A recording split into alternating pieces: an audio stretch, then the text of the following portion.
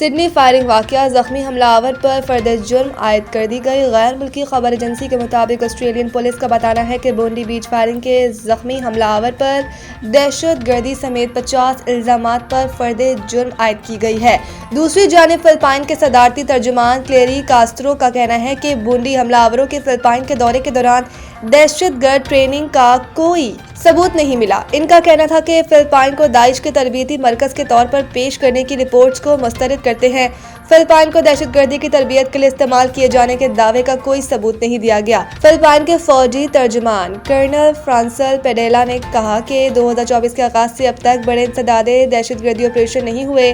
باغی گروپ منتشر ہیں اور ان کی کوئی قیادت نہیں ہے۔ یاد رہے کہ 3 روز قبل سڈنی کے بونڈی ساحل پر 2 مسلح افراد نے فائرنگ کر کے 15 افراد کو ہلاک کیا تھا، جبکہ حملے میں 40 افراد زخمی بھی ہوئے تھے۔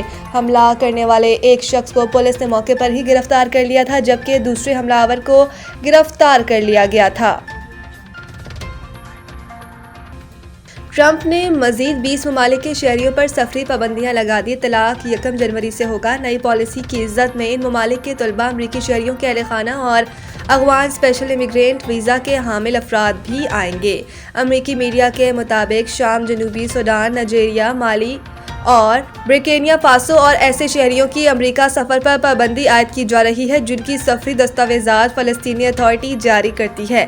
جن ممالک کے شہریوں پر جزوی پابندیاں لگائی گئی ہیں ان میں Angola, Antigua, Barbuda, Benin, Ivory Coast, Dominica, Gabon, Gambia, Malawi, Mauritania, Niger, Senegal, Tanzania, Tonga, Zambia اور زمبابوے شامل ہیں۔ صدر ٹرمپ نے پہلے افغانستان سمیت 12 ممالک کے شہریوں پر جون میں پابندی لگائی تھی اور وائٹ ہاؤس کے باہر افغان شہری کی نیشنل گارڈ پر فائرنگ کے بعد تیسری دنیا کے تمام ممالک سے لوگوں کی نقل مکانی روکنے کا بیان دیا تھا۔ صدر ٹرمپ کے تازہ اقدام سے سفری پابندیوں کا شکار ممالک کی تعداد بڑھ کر 35 ہو گئی ہے۔ اس کے ساتھ ہی ٹرمپ انتظامیہ مزید 15 ممالک کے شہریوں پر پابندی لگا رہی ہے جن میں زیادہ تر کا تعلق افریقہ کے ممالک سے ہے۔ ترجمان وائٹ ہاؤس کے مطابق امریکہ ایسے تمام غیر ملکیوں کو روکنا چاہتا ہے کہ جو اسے غیر محفوظ اور غیر مستحکم بنا سکتے ہیں۔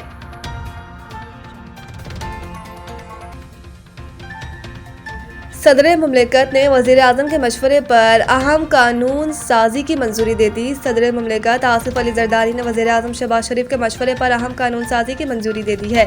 ایوان صدر سے جاری پریس ریلیز کے مطابق صدر مملکت آصف علی زرداری نے قانونی شہادت ترمیمی بل 2025 کی منظوری دے دی ہے۔ اسی طرح انہوں نے کنگ حمد یونیورسٹی آف نرسنگ اینڈ ایسوسی ایٹڈ میڈیکل سائنسز بل 2025 کی بھی توثیق کر دی ہے۔ صدر زرداری کی جانب سے national commission for minorities rights bill 2025 کی بھی منظوری دے دی گئی ہے۔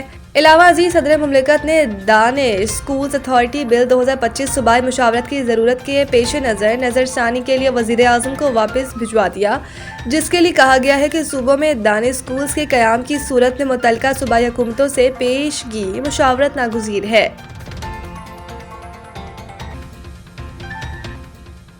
Justice Tariq Jahangir degree case میں بڑی پیش رفت، ہائی کورٹ کا حکم نامہ challenge. Justice Tariq Jahangir degree case میں بڑی پیش رفت سامنے آ گئی، جس کے مطابق ہائی کورٹ کا حکم نامہ چیلنج کر دیا گیا۔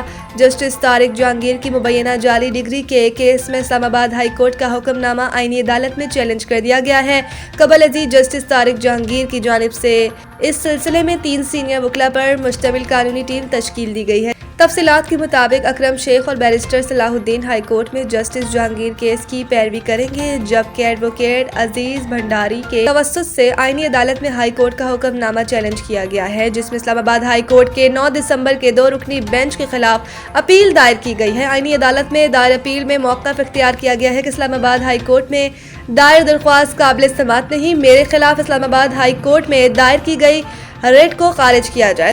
درخواست میں مزید کہا گیا کہ ریٹ پٹیشن کو قابل سماعت قرار دینے سے قبل ان فریقین کو بھی سنا گیا جو فریق ہی نہیں تھے۔ مجھے ریٹ پٹیشن کو قابل سماعت قرار دینے سے قبل سنا ہی نہیں گیا۔ شواہد ریکارڈ کیے بغیر LLB ڈگری کا معاملہ ہائی کورٹ نہیں دیکھ سکتی۔ جسٹس طارق جہانگیر نے درخواست میں موقف اختیار کیا کہ فل کورٹ تشکیل دیا جائے۔ اسی طرح دوسرے درخواست میں استدعا کی گئی ہے کہ جواب جمع کرانے کے لیے 30 دن کا وقت دیا جائے اور سندھ ہائی کورٹ میں کیس کے فیصلے تک کیس ملتوی کیا جائے۔